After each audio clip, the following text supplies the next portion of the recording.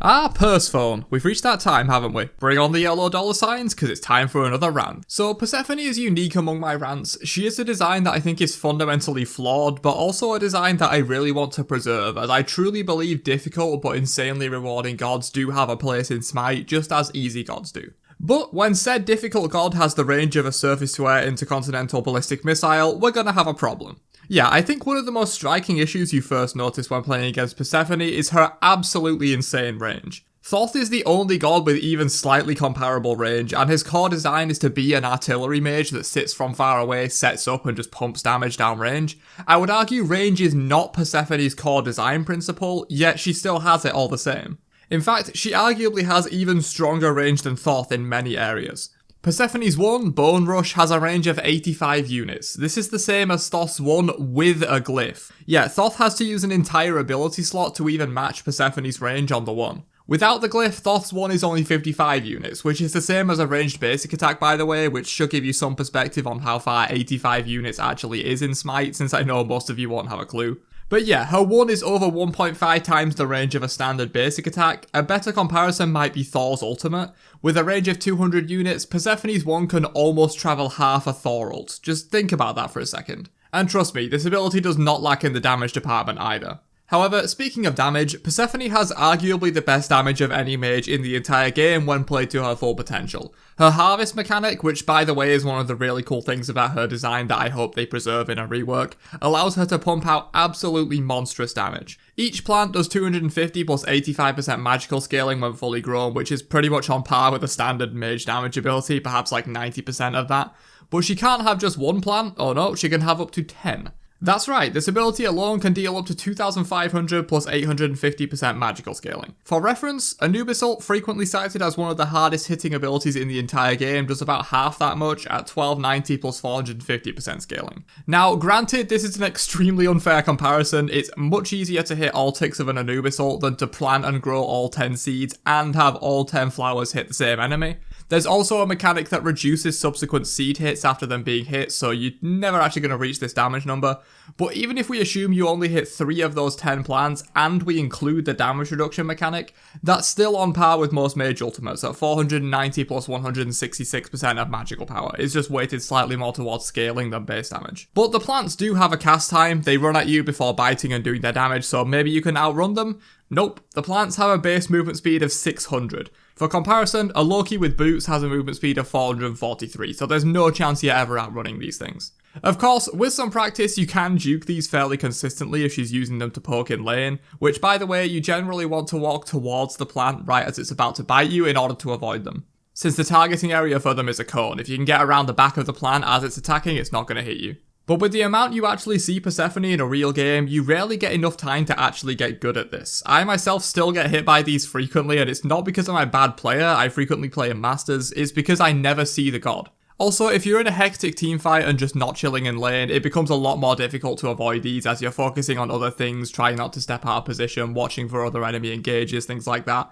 Honestly, the fact that the damage reduction mechanic on subsequent hits of the plants after the first one even exists is proof that it's not an uncommon occurrence to get hit by 2 or 3 of these in a short space of time. Otherwise, there will be no need to reduce the damage on subsequent hits. So honestly, it feels like I just discussed an entire god kit right there, but that's just 2 abilities, so let's move on to her ultimate for a bit. This fucking ability. Honestly, I can deal with the bullshit plants and the half a Thor ult range, but this tips me over the edge. Earlier, I said I hope they keep the plants in some form for Persephone's announced rework coming this season. I feel the exact opposite way about her ultimate. It has to be changed significantly or completely replaced for me to consider the rework to be a success.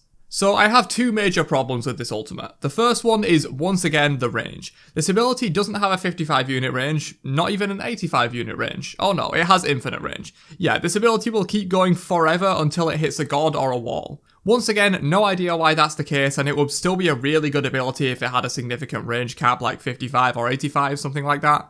I don't know, like almost every single other ability in the game. But the second problem is a much bigger one, and that is that not only does it affect the god you hit with it, it also affects everyone else around that god in a 55 unit radius. Now, I can understand punishing people for grouping up too heavily. Most mages can do that with their big AoE damage ultimates. If you're grouping up for a Zilla ultimate, you're going to feel that. But 55 units radius is a bit dumb. That's a ranged basic attack's distance in all directions from the initial impact. Anyone stood in this area gets pseudo-rooted as they are tied to the entrapped god. My main problem with this is that it punishes you for your teammates playing badly.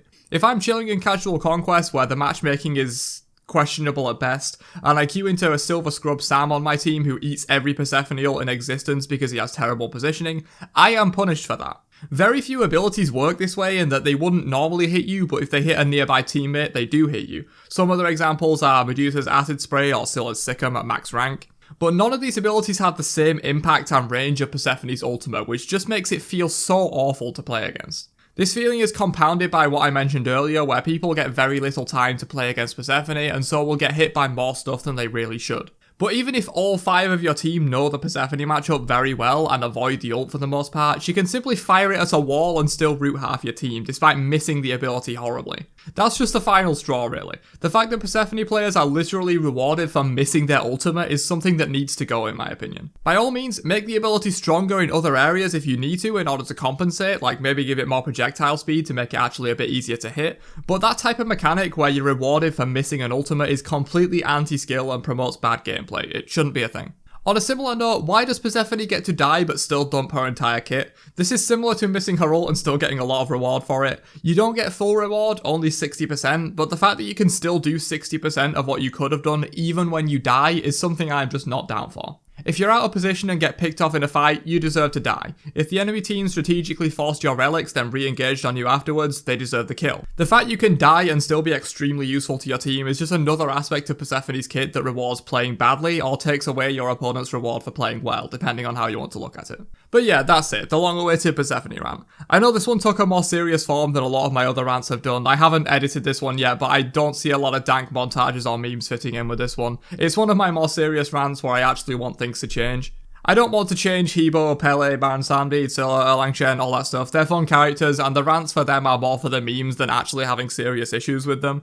This one is a little different, and I felt it was time to release a Persephone rant given her announced rework coming this season.